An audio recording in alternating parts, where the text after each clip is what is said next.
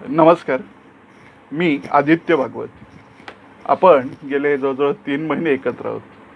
दर शनिवारी भेटतोय. ही जी कार्यशाळा आहे ही खूप वेगळ्या प्रकारे मी डिझाईन केली. आत्तापर्यंत मी अनेक वेगवेगळ्या कार्यशाळा घेतल्या, पण ही कार्यशाळा करण्यामागे, डिझाईन करण्यामागे एकच उद्देश होता की तुमचं जे मोबाईलमध्ये लक्ष लागलेलं आहे ते इतर ठिकाणी वळवावं. मोबाईल आपल्या हातात आहे, पण आपला जो इतिहास आहे, मग तो शिवाजी महाराजांचा असो, स्वामी समर्थांचा असो, इतर संत पुरुष आहेत, एकनाथ महाराज आहेत, यांचा असो, आपल्याला हा इतिहास समजला पाहिजे. या इतिहासातून शिकून आपण भविष्यात काहीतरी चांगलं घडवू शकतो. आज आता आपण मोबाईलमध्ये अडकलोय. मोबाईलमध्ये प्रचंड माहिती मिळते, पण ज्ञान अजिबात मिळत नाही. माहितीच्या आधारे तुम्ही चुणचुणीत व्हाल, पण बुद्धिमान होणार नाही. इंग्रजीत सांगायचं झालं तर you will be smart but not intelligent. Smart माणूस चमकू शकतो, पण टिकू शकत नाही. स्पर्धेमध्ये येतात, काही क्षण टिकतात आणि नंतर कुठे जातात कळत नाही. असे बरेच लोक आहेत. उदाहरणच द्यायचं झालं तर एक हार्मन बवेजा नावाचा ॲक्टर होता. मी असं नाही म्हणते तो स्मार्ट आहे, इंटेलिजंट नाही आहे, पण तो आला, चमकला, काही दिवस निघून गेला. हिंदी फिल्म इंडस्ट्रीमध्ये असे बरेच लोक तुम्हाला दिसतील. तुम्हाला स्पर्धेत टिकून राहायचंय का 2 दिवसाचा शो ऑफ करायचा आहे, हे तुम्ही ठरवा. आणि जर तुम्हाला टिकून राहायचंय तर त्यासाठी प्रामाणिकपणा, सचोटी हे गुण अंगी असले पाहिजेत. जर तुम्ही मोबाईलच्या सतत नादी लागत असाल, दिवस रात्र मोबाईल बघत असाल, तर तुमचा मेंदू मिळत असलेली माहिती नीट वापरू शकणार नाही. मी एकाच वेळेला तुमच्या तोंडात 10 पदार्थ कोंबले तर तुमचं तोंड खाऊ शकेल का? ते नाही खाऊ शकणार. तुमचंच काय कुणाचंच नाही होणार. एक तोंड असलेल्या माणसाच्या तोंडात पोळी भाजी, वरण भात, पिझ्झा, बर्गर, सँडविच, समोसा असं सगळं एकत्र कोंबलं तर त्याची चवधड कळेल का? नाही. तसंच ह्या मोबाईलचं आहे. या मोबाईलवर अनेक प्रकारची माहिती मिळते आणि ती सतत डोक्यावर आदळत असेल तर डोक्याचं काय होईल? तेच होईल जे एकाच वेळी समोसा, बर्गर, पॅटीस, वरण भात, पोळी भाजी एकत्र तोंडात कोंबलं, तोंडात कोंबलं की होईल ते. कारण हा डेटाचा जो स्पीड आहे हा प्रचंड आहे, अफलातून. आम्ही जेव्हा लीज लाईन सेट करतो, आता मी करत नाही आम्ही, पण पूर्वी करायचो. टाटासाठी, BSNLसाठी कामं मी केलेली आहे. TCS बरोबर काम केलेलं आहे. ज्यावेळेला आम्ही लीज लाईन सेट करतो त्यात 7 लेअर असतात, 7 लेअर पॅकेज असतात. त्यात एकात फक्त IP ॲड्रेस असतो, एकामध्ये सेगमेंट्स असतात छोटी छोटी, आणि ती लाईटच्या स्पीडनी एका PC कडून दुसऱ्या PC कडे ट्रान्सफर होत असतात. भारतातून ऑप्टिक फायबर वायर्स टाकल्या आहेत जगभरात, अमेरिकेपर्यंत, अमेरिकेतून इतर देशांमध्ये. हे खूप मोठं जाळ आहे आणि भारतातून अमेरिकेमध्ये हा डेटा पोचायला काही नॅनो सेकंड्स लागतात. इतका तो स्पीड आहे. कदाचित तो प्रकाशापेक्षा जास्त वेगाने जाणारा प्रकार आहे. आम्ही शिकत होतो तेव्हा आम्ही म्हणायचो स्पीड ऑफ लाईट, पण खरं तर तो स्पीड ऑफ लाईट पेक्षाही जास्त आहे. इतका वेगवान डेटा फिरतोय. तुम्हाला जर तेवढ्या वेगाने फिरलं, तेवढं जाऊन दे, आकाश पाण्यात जास्त स्पीडने आपलं आकाश पाळणा फिरला आणि त्यात आपण बसलेलो असलो तर आपल्याला चक्कर येते. मग विचार करा, हा जो डेटा गोल गोल फिरत आपल्या डोक्यावर आदळतोय तो आपल्या मेंदूचं काय करत असेल? दारू प्यायलेल्या माणसाला कायम हेच वाटतं की बाकीचं जग हलतंय, मी स्थिर आहे. खरं काय असतं ते दारू न प्यायलेल्या माणसाला कळतं. तसंच या मोबाईलच्या बाबतीत आहे. तुम्हाला वाटतंय तुम्ही ठीक आहात, पण जी व्यक्ती ह्या मोबाईलपासून थोडी लांब आहे त्या व्यक्तीला कळतं की तुमचं काय अवस्था झालेली आहे. आरोग्याचंही तेच आहे. शरीराला सवय झालेली असली साखर खायची की त्या माणसाची साखर 500-600 गेली तरी त्याला काही वाटत नाही. तो म्हणतो काही होत नाही, कारण त्या शरीराला ती सवय होती. त्याचे दुष्परिणाम होत असतात, फक्त ते जाणवत नाही त्या माणसाला. या मोबाईलच्या व्यसनाचं असंच आहे. आता मोबाईलपासून पूर्णपणे लांब होणं आपल्याला शक्य नाही, पण त्याला मी पर्याय दिलेत की पुस्तकं वाचा, योगासनं करा, घरातली कामं करा. पुन्हा लॉकडाऊन सारखी परिस्थिती आली तर घरात भांडी घासणं, कपडे धुणं ही कामं आपल्याला येत असतील तर अडचण कमी होईल. उद्या समजा तुम्हाला पेइंग गेस्ट म्हणून राहावं लागलं, जॉब लागला बंगलोरमध्ये, दिल्लीमध्ये, आत्ता तुम्ही राहताय त्या शहराच्या बाहेर जॉब लागला, पेइंग गेस्ट म्हणून राहावं लागलं, तर स्वतःचे कपडे धुणं, भांडी धुणं, जेवण करणं ही कामं आली पाहिजेत आपल्याला. दरवेळेला काही हॉटेलमध्ये जाऊन जेवू शकत नाही. काही दिवस छान वाटतं हॉटेलमध्ये रोज जेवणं, नंतर कंटाळा येतो. हे अनुभवाचे बोल आहेत. विश्वास नसेल प्रयोग करून बघू शकता. तुमच्या आईवडिलांच्या खिशातले पैसे जाणार आहेत, माझं काही जात नाही. करून बघा. यासाठी सांगितलेलं की आईवडिलांनी बरोबर बसायचे. मी सूचना केली, मुलांनी हट्ट केला, जास्त पैसा खर्च झाला, तुमचं तुम्ही बघायचंय. असं आपली थोड्या विनोदाचा भाग म्हणून म्हटलं. तर त्यामुळे घरातली कामं करणं हा सुद्धा एक पर्याय की तेवढा वेळ आपण मोबाईल पासून लांब राहू. आता मोबाईल पासून लांब राहणं शक्यच नाहीये, अशी काही कामं असतात. मोबाईलचे काही चांगले उपयोग आहेत जे तुम्हाला मी शिकवतो म्हणण्यापेक्षा मी सांगतो, प्रॅक्टिस तुम्ही करायची आहे. पहिली गोष्ट म्हणजे जसं आत्ता मी ही 3 महिन्याची कार्यशाळा घेतली, त्यात मला काही खूप मिळालेत पैसे अशातला भाग नाही. मी एरवी जे काम करतो त्यात मला ह्याच्यापेक्षा चांगलेच मिळतात. किती मिळतात ते सांगत नाही, पण मला बरे मिळतात. माझं दर महिन्याचं इन्कमच्या कंपॅरिझनमध्ये ही खूप नॉमिनल फी आहे.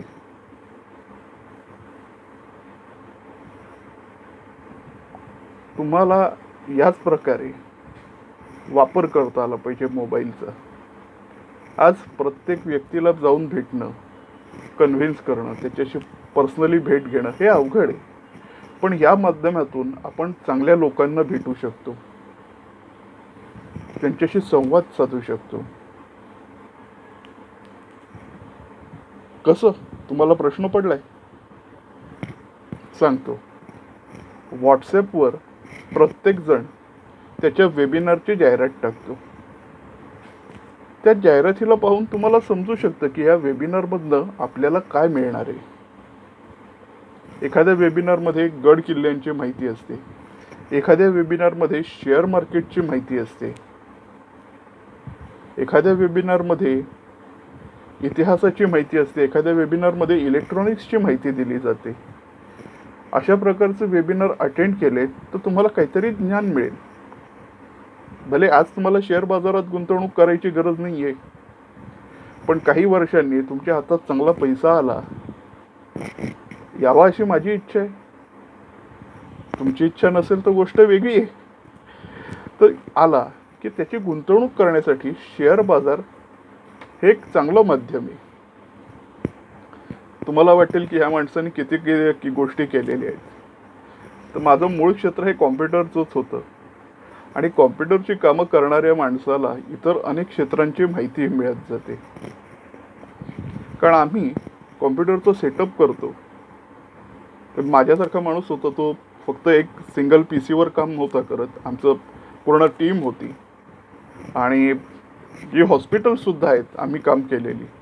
माझी कंपनी आहे पी सी इंजिनियर. मी आता पी सी इंजिनियरमध्ये काम करत नाही. आता मी सेपरेटली फक्त वास्तू, ज्योतिष आणि फ्लॉवर रेमेडी बघतो. स्ट्रेस मॅनेजमेंट हा तर माझा पार्ट आहे मुख्य कामाचा. तर आम्ही पी सी इंजिनियरमध्ये काय करायचो की पूर्ण हॉस्पिटल, मग प्रत्येक जो पेशंट आहे त्याच्यापाशी एक सिस्टीम असायची. प्रॉपर कॉम्प्युटर नव्हता, एक छोटीशी मशीन असायची आणि त्याला स्क्रीन कीबोर्ड अटॅच असायचं. त्याच्यावरतून ती व्यक्ती टाईप करणार. मेन सर्व्हरला सगळा डेटा लोड होणार. सिस्टर, डॉक्टर यांनी जे टाईप केलं आहे त्याचं मेन सर्व्हरमध्ये तो लोड झाला की त्याची प्रिंट घ्यायची रोजच्या रोज आणि ती फाईल वेगळी ठेवायची, जेणेकरून प्रत्येक पेशंटचा जो डेटा आहे तो ऑनलाईन आणि ऑफलाईन मेंटेन होईल. मग त्याच्यासाठी वेगळी सॉफ्टवेअर्स पण होती प्रत्येक पेशंटचा रेकॉर्ड मेंटेन करायला. हे एक नेटवर्क आहे. साहजिकच हे नेटवर्क ऑपरेट करताना मेडिकल सिस्टीमची ओळख होते. शेअर ब्रोकरकडे जेव्हा कामाला जायचो त्यांच्याकडे पण अशीच सिस्टीम आहे. पेमेंट आलं आहे, नाही आलं आहे, कुठला शेअर आहे. तिथे जनरली हे जे शेअर मार्केट्स आहेत ह्यांच्यामध्ये बोल्ट नावाचं एक ऑपरेटिंग सिस्टीम आहे, सिस्टीम सॉफ्टवेअर आहे. तर शेअर मार्केटसाठी बोल्ट म्हणून एक सॉफ्टवेअर होतं. इतर काही कंपन्यांची वेगळी होती. सगळ्या एकच सॉफ्टवेअर नाही वापरत. बट नॅशनल स्टॉक एक्सचेंजचं स्वतःचं एक सॉफ्टवेअर आहे, नेटवर्कची सिस्टीम आहे. तसं बॉम्बे स्टॉक एक्सचेंजची स्वतःची एक सिस्टीम आहे. हे सगळे ऑपरेटिंग बेस्ड आहेत ॲप. असं त्याच्या डिटेलमध्ये जाण्याचा अर्थ नाही, पण त्यामुळे मला शेअर मार्केटचं सिस्टीम कळाली. असं करत मल्टीटास्किंग माझं झालं बऱ्याच क्षेत्रात. मग ज्या ज्या क्षेत्रातलं नॉलेज होतं त्या त्या क्षेत्रात काही ना काही कामं करत गेलो. बरं, माझे मित्र भरपूर. मग कोणी मेडिकलमध्ये, डॉक्टर लोक तर माझे बरेच मित्र आहेत ठाण्यातले. शेअर मार्केटमध्ये 1-2 जण आहेत जे सब ब्रोकर म्हणून काम करतात. त्याच्यामुळे माझ्यापाशी बऱ्याच क्षेत्रांच्या कामाचा अनुभव आहे. असं आणि हे तुम्ही सुद्धा करू शकता. बऱ्याच क्षेत्राची जर ज्ञान असणं, माहिती असणं ह्यात काही वाईट नाही, पण तुमचा फोकस क्लिअर असला पाहिजे की तुम्हाला काय करायचं आहे. जसं की मला विचारलं आता तर तुला काय करायचं आहे, तर माझा मुख्य व्यवसाय हा वास्तू आणि ज्योतिषच आहे. त्याच्यात सुद्धा जर नीट लक्ष, दोन्हीचा अभ्यास असलेला माणूस आहे मी, तर सांगू शकतो की बाबा ज्योतिष हा मुख्य बेस आहे, मुख्य पाया हा ज्योतिष आहे आणि वास्तू हे त्याच्यावर उभारलेली इमारत आहे. कारण वास्तुशास्त्राचा मुख्य जो गाभा आहे तो संपूर्ण आभाकडा चक्रावर आधारित आहे आणि पंचांगातली इतर काही घटक आहेत ज्यांवर तो आधारित आहे. फेंगशुईमध्ये सुद्धा कमी अधिक प्रमाणात असंच आहे. फेंगशुई ही वास्तुशास्त्राची एक वर्जन आहे. 10व्या शतकानंतर ती चीनमध्ये उदयाला आली आहे. असं तुम्हाला वास्तुशास्त्र शिकवत नाही, ज्योतिषशास्त्र शिकवत नाही. आणि हे वास्तुशास्त्र, ज्योतिषशास्त्र कशासाठी वापरायचं? लोकांचं भविष्य सांगायला का? ते तर आपलं आपण घडवणार आहोत. आपलं कर्म आपलं भविष्य घडवणार. कर्माचा प्रतिसाद म्हणजे नशीब आहे. मग वास्तु ज्योतिष करतो म्हणजे काय? जी आपल्याला स्ट्रेस आहे ती मॅनेज करायची. माणसाचं एखादं काम होत नाही, त्याची स्ट्रेस आहे, त्याला कुठल्या ग्रहाची व्हायब्रेशन्स कमी पडत आहेत हे बघायचं. ती व्हायब्रेशन्स त्याला मिळवण्यासाठी रत्न, यंत्र, दानधर्म असे उपाय सांगायचे. हे सगळे व्हायब्रेशन बेस्ड आहे. ही व्हायब्रेशन थिअरी आहे आणि ही फक्त मी नाही सांगत आहे. बरेच मोठमोठ्या सायंटिस्टनी सुद्धा या थिअरीला त्यांच्या प्रकारे मांडलंय. सो मेन पर्पज आपला स्ट्रेस मॅनेजमेंट हा आहे. सो मी आता एक्झॅक्ट काय काम करतोय, काय शब्दात सांगायचं झालं तर स्ट्रेस मॅनेजमेंट. पुष्पौषधी स्ट्रेस मॅनेजमेंटचंच टूल आहे. वास्तुशास्त्र, ज्योतिषशास्त्र, पुष्पौषधी आर माय टूल्स. मी त्यांची प्रॅक्टिस करत नाही, मी ॲक्च्युअल प्रॅक्टिस स्ट्रेस मॅनेजमेंटची करतोय. तुम्ही शोधा तुम्ही काय करू शकता. तुम्ही मल्टीटास्किंग आहात का सिंगल फोकस्ड आहात. साधारणपणे आजची जी मुलं आहेत तुमच्या वयाची, ती ना धड मल्टी टॅलेंटेड आहेत, ना धड मल्टी फोकस आहेत, ना सिंगल फोकस आहेत.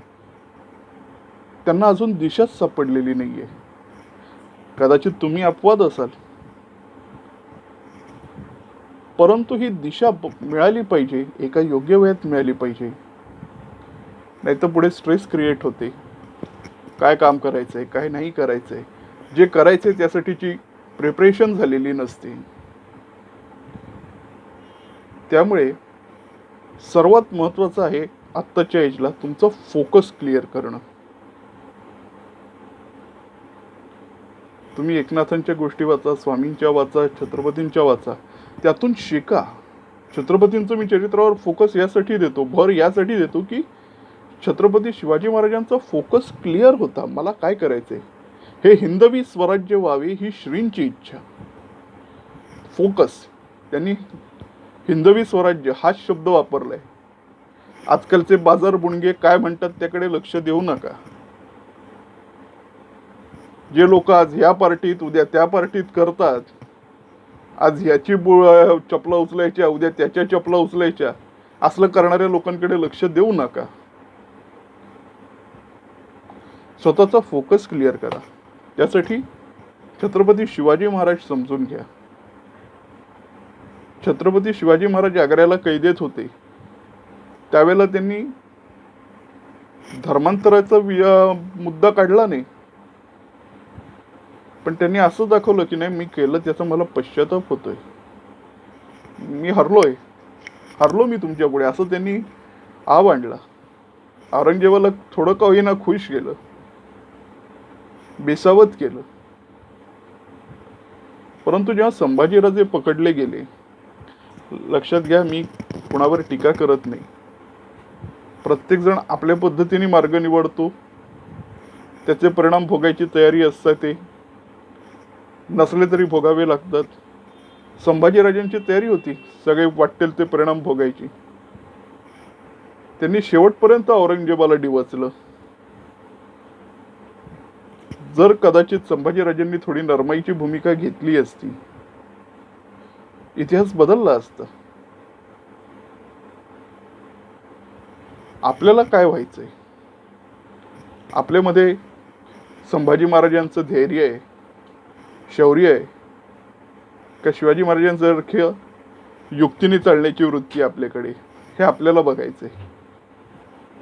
कारण जे परिणाम आहेत ते तुमचे तुम्हाला भोगायचे. आता पुन्हा मूळ मुद्द्याकडे येतो. मोबाईल मधून स्वतःला सुरक्षित कसं ठेवायचं. तुमच्याकडे अफाट माहिती येणार आहे, तिला काही लिमिट नाहीये, परंतु त्यातून येणाऱ्या प्रत्येक माहितीचा ॲनालिसिस करता आला पाहिजे. ॲनालिसिस करण्यासाठी 5 महत्त्वाचे मुद्दे: का, कधी, कुठे, कसं आणि कोणी. का, तुम्हाला एखाद्याने सांगितलं अमुक अमुक माणसाने कानाखाली वाजवली तमुक माणसाच्या. कोणी वाजवली, कोणाच्या कानाखाली वाजवली, कशासाठी वाजवली, कशी वाजवली, कधी वाजवली, कुठे वाजवली. ॲनालिसिस करा, कारण मीमांसा करा त्या गोष्टीची. आजच राजसाहेबांचं पुण्यात भाषण झालं आणि त्यांनी ती गोष्ट सांगितली. ती खरं तर आधीही सांगितली होती, 12-13 वर्षापूर्वी सुद्धा सांगितली होती. मनसेचे कार्यकर्ते जेव्हा युपीतनं आलेल्या लोकांची चौकशी करायला गेले की बा तुम्ही का आलायत, कुठून आलाय, त्यावेळेला त्यांनी आईवरनं शिवी घातली काही कार्यकर्त्यांना. हा प्रकार खूप त्रासदायक आहे. तिथून येऊन लोक मराठी माणसांना शिव्या देतात. बरं, ही फक्त एक केस नाही आहे. ॲट द सेम टाईम अशा अनेक केसेस महाराष्ट्रात घडत होत्या. महाराष्ट्रामध्ये, मुंबईमध्ये जे फिल्म शूटिंग होत होतं मराठी फिल्मचं, तिथे येऊन यूपीचे लोक, बिहारचे लोक दादागिरी करायचे. आमच्या ॲक्टर लोकांना घ्या, आमचे टेक्निशियन्स घ्या, नाही घेतलं तर काम करून देणार नाही, या प्रकारे दमदाटी व्हायची. तिथे सुद्धा मनसेचे कार्यकर्ते गेलेले, त्यावेळी त्यांना अशाच प्रकारे आया बहिणींवरनं शिव्या दिल्या होत्या. आणि त्यामुळे राज ठाकरेंनी स्टेटमेंट दिलेलं की मराठी माणसासाठी कोणाच्या कन्फडात वाजवायला लागली तरी मी मागे पुढे पाहणार नाही. मग तिथून समज गैरसमज यांचा खेळ सुरू झाला. ते नाट्य वाढत गेलं आणि आता 12 वर्षानंतर पुन्हा तेच घडतं आहे. कुठलीही गोष्ट ज्यावेळेला तुम्हाला कळते तेव्हा तिचं पूर्ण ॲनालिसिस करा. का, कधी, केव्हा, कसं, कुठे, कशामुळे.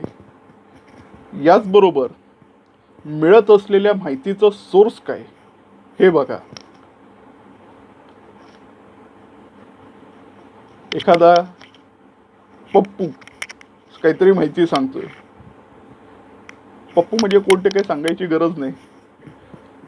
पप्पू, आजोबा, काका, थोडक्यात म्हणजे ज्यांना स्वतःच्या फायद्यासाठी तुम्हाला काहीतरी खोटं सांगण्याचं इंटरेस्ट आहे, असे लोक. तर ह्यांचं ऐकणार का? 99% राजकारणी हेच करतात. स्वतःची चूक कबूल करणारे लोक फार कमी आहेत. मी तुम्हाला जो सांगतोय त्याचा सोर्स काय हे बघा. त्या सोर्सची रिलायबिलिटी तपासा. अफजल खान हा स्वराज्याचा शत्रू नव्हता. मग काय तो स्वराज्यामध्ये मैत्रीचा संदेश घेऊन आलेला? फक्त प्रस्थापित राजांशी युद्ध होतं. प्रस्थापित राजाविरोधात युद्ध होतं तर मग तुळजापूरच्या भवानी तुम्ही मूर्तीची विटंबना करायची काय गरज होती? इतर मंदिरं फोडायची काय गरज होती? इस्लाम धर्माचे लोक जेव्हा भारतात आले, राजे झाले, त्यानंतर त्यांनी जबरदस्ती धर्मांतरणाची मोहीम राबवली. धर्मांतरण करणाऱ्यांचे गुन्हे माफ केले जायचे. हा धर्मप्रचाराचा प्रयत्न नव्हता असं जर कोण म्हणत असेल तर तो आपली दिशाभूल करतोय. त्याचप्रमाणे उठसूट कुठल्या तरी मुसलमानांविरोधात बोलणं, त्यांच्या विरोधात ते कसे वाईट आहेत हे दाखवण्याचा प्रयत्न करणं, हे देखील राजकारणाचा भाग आहे. स्वतःची पोळी भाजून घेण्याचा प्रयत्न आहे. एक मुस्लिमांचे गोडवे गाऊन मत स्वतःच्या बाजूला खेचून घेण्याचा प्रयत्न करतोय, स्वतःची वोट बँक करायचा प्रयत्न करतोय, आणि दुसरे त्यांना शिव्या देऊन स्वतःची वोट बँक करण्याचा प्रयत्न करतायत. हे दोन्ही प्रकार आज जे घडतायत हे मोठ्या प्रमाणावर सोशल मीडियावर घडतायत आणि मोबाईल हे सोशल मीडियाशी आपल्याला कनेक्ट ठेवतात. लक्षात घ्या, एकाच गोष्टीचा सतत सतत सतत तुमच्या डोक्यावर मारा झाला तर तुमच्या मेंदूची विचार करण्याची दिशा त्यानुसार होत जाईल. आणि म्हणून प्रश्न विचारा समोरच्याला, स्वतःला.